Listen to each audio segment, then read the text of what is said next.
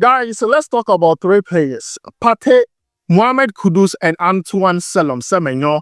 And I know you'll be interested in what I have to say about these three players. So please watch this video to the end. And also don't forget to like, subscribe, and also turn on notification. My name is Adam.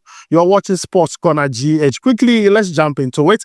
And I want to begin with Moahmmed Kudus. And this is a report coming from Jacob Ben of Give Me Sport. And he states that nassr are preparing a €100 million bid for Moahmmed Kudus. Now, Kudus has a €120 million specific release clause for Saudi Arabian clubs, but different to the €85 million one for the Premier League clubs. Nassr are not yet sure if Moahmmed Kudus is prepared to move, but confident West Ham will sell for below the Saudi clause, which is the €120 million, which is only valid July 1st to July 10th. And guys, this is the report concerning Moahmmed Kudus. Now, let's talk about this. Let's discuss this. Moahmmed Kudus is 24 years of age. Would you advise him to go to Saudi Arabia for the money, or would you advise him to pay heed to clubs in England, such as Chelsea, Arsenal, Liverpool, who have all shown interest in the player? Now, these clubs might not give him the money the Saudi clubs are going to give him, but then these clubs can give him trophies, either the EPL, either the FA Cup, the Carabao Cup, or the UCL, the Europa League, depending on which one they are playing in. So would you advise Moahmmed Kudus to follow the money or follow legacy? What advice would you give to him as a younger brother, or probably as a senior brother? Because Kudus is very young, 24 years of age. And as the report states, even nassr themselves are not too confident, are not too sure if Moahmmed Kudus wants to play the Saudi Pro League. But then let me even take your minds back to the reason why nassr are interested in Kudus. Now, Cristiano Ronaldo, who plays for nassr, told nassr that, see, next season we need players. You need to go to the other leagues and get good players to help us win trophy. So nassr decided to go to the market, and they went to the English Premier League and they shortlisted 4 players.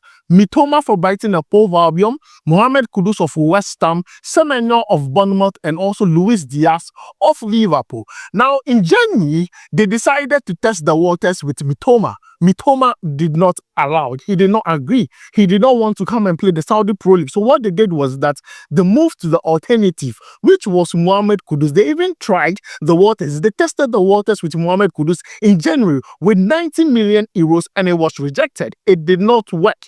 Now they are coming back with a €100 million bid for Moahmmed Kudus. Now, the big question is if Moahmmed Kudus doesn't want to even play the Saudi Pro League. That is what they are not too sure about. But this money, West Ham, no matter what, they'll receive it. Immediately they hear Moahmmed Kudus is okay with it, they are going to accept the €100 million because it's going to help fund other transfers for Graham Potter. If you look at the squad, you know Graham Potter needs players in certain positions, and they have to sell some of their key players, such as Lucas Paqueta, Kudus, or Bowen, to be able to fund those transfers for Graham Potter. This season has not really gone well for Moahmmed Kudus. 3 goals, 2 assists in the EPL. Regardless of that fact, he's attracting interest, and he has a new agency now, the Roof Agency, who represents Moahmmed Kudus, and they are making sure that clubs who are interested in Kudus can correct, because Kudus is not going to leave for a small amount at all. We have all seen the potential he had last season. The fact that he didn't go this season doesn't mean the price is going to drop. So guys, that is the update concerning Moahmmed Kudus. He wasn't the primary target for nassr initially, but as things stand right now, since Mitoma is not agreeing to join nassr, Moahmmed Kudus is the alternative, and they are going all in for him. But then, as I asked you, if you were Moahmmed Kudus, or if you were to advise him, should he go for the money at Saudi Arabia, or focus on legacy, either joining Chelsea, Arsenal, or Liverpool, and hoping that they win the EPL or the UCL, he betters his CV, and probably gets his name in the Ballon d'Or nomination? So guys, let me know your thoughts about it down below in the comments. For Kudus, the decision lies in his hands. Very young player, but I just hope he makes the right decision. Now, let's move away from Moahmmed Kudus and talk about Thomas Partey. Now, yesterday, he featured for Arsenal against Crystal Palace, and I've already made my reaction towards his performance. And I said his performance was insane, crazy for a 31-year-old. But the good news is that Thomas Partey's agent was in London watching that game. And after the game, we had reports from David Austin stating that Thomas Partey's agent and Arsenal are going to have some talks concerning Thomas Partey's contract, and Partey has demanded certain things in that contract extension. Now, the things Partey has demanded are very simple. A 2-year deal with an improved term, or a 1-year plus 12-month option for Arsenal. What he wants is 2 years with an improved term. Now, what Arsenal are also planning to do is that they can give him the 1 year plus 12 months, but they want to reduce his salary. And I'm sure he's not going to bash. The agent is also not going to bash. Now, the name of this agent is called Jimenez Pozanco. Now, he's in charge of JJ Sports. Now, we all know JJ Sports represents Thomas Partey, and they want to make sure Thomas Partey gets the right terms, the right deal, the right conditions. Things that he has demanded are in the contract extension. Now, Thomas Partey has told us now that if they don't give him what he's demanding, he's going to look somewhere else. Because at the end of the season, he's a free agent and he has options. Because currently, the likes of Atletico de Madrid are interested in the player. Barcelona, Juventus, even Saudi Arabian clubs are all interested in the player. So if Arsenal cannot give Thomas Partey 2 years deal with an improved term, or a 1+1 or 1+12 months further with an improved term, Thomas Partey is not even agreeing with anything. And his agent is currently in London and talks are going to begin. If I'm not lying, talks have already begun between Thomas Partey's club, JJ Sports, and also Arsenal to see if they can broker a deal, because Arteta has made his intention clear. They want to keep Thomas Partey. Yesterday, his performance was A1. So I'll be shocked if Arsenal are not able to, put themselves down and make sure Thomas Partey gets the right deal, because I believe he's a very important player for Arsenal. Looking at what he has done for them this season, he has been fit, he has performed very well, and he has brought Arsenal where they are, both in the EPL and also in the UCL. But then, guys, the good news for Thomas Partey is that his agent, Jimenez Pozanco, is currently in London talking to Arsenal, and he's being represented by JJ Sports. So they're going to make sure Thomas Partey gets the right deal for his contract extension from Arsenal. Now, let's move away from that and talk about Antoan Semen. Now, I want to talk about Semen concerning two teams. Now, let's start with Saudi Arabian side. nassr are also interested in Antoan Semen. Now, Antoan Semen has a release clause, an asking price. Antoan Semen has an asking price of 75 million euros from Bournemouth.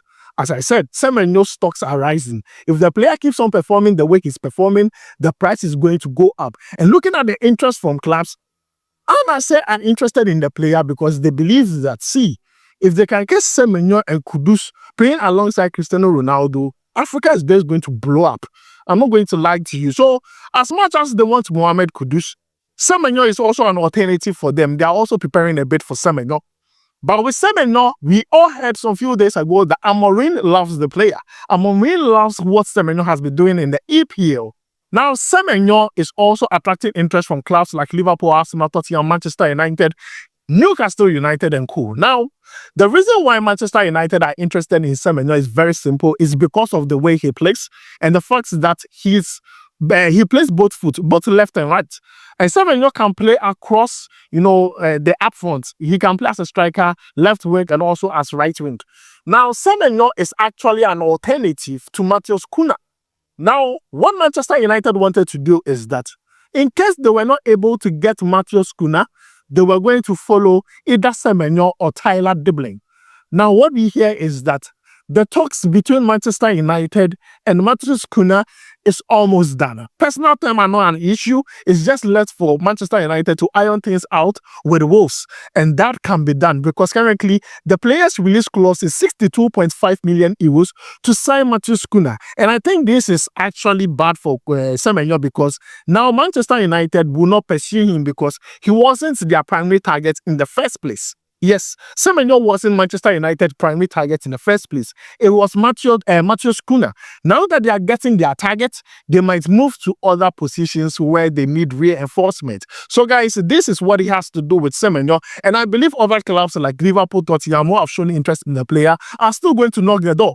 they are still going to knock the door. They might even broker a deal with Bournemouth and make sure that Bournemouth gives them, like, let's say 80 million so that they can pay in installments. Let's not forget, Chelsea could also be banging on that door very, very hard. But with Semenyo, let me talk to you about his record he's setting in the English Premier League. If you're talking about highest goal-scoring Ghanaian players in the EPL, you can't leave out Semenyo. So far, he has 17 goals. 17 goals playing for Bournemouth out of 74 games. Now, the first season he played for Bournemouth, he played 11 games and scored 1 goal. The second season, he scored 8 goals. As I'm talking to you now, this season, he has also scored 8 goals. When you add all, it is 17 goals. And the player is performing very well. Across all competition this season, he has 10 goals. And it's no joke. That performance is wild. Now, if you take a look at the list, he has equaled Michael Essie's record in the EPL with 17 goals. But Michael Essien scored 17 goals with 168 matches. If you take a look at the list, Andre Ayew is there with 21 goals with 102 matches. And then Jeffrey Schropp with 22 goals with 280 matches.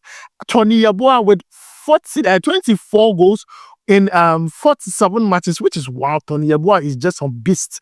Then Jordan Ayew tops the list with 41 goals in 300 matches. I'm not going to lie. See, give Semenyo next season, Semenyo will be second on this list. And Moahmmed Kudus will also be part of this list if he still remains in the EPL because he's almost there. So guys, this is the update I have for you concerning Semenyo, Thomas Partey, and Moahmmed Kudus. But once again, the question I asked, would you advise these 3 players to go to Saudi Arabia because they are all attracting interest from Saudi Arabian clubs? Would you advise them to go to Saudi Arabia and go for the money, or stay with their current clubs, or move to another club and look for legacy, win trophies, win whatever they have to do, and better their CV? What would you advise them to do? Partey, Semenyo, and Kudus. Guys, this is where I'm going to end it. So don't forget to like, subscribe, and also turn on notification. I'll make sure to see you in the next one. Charlie, you go vibe.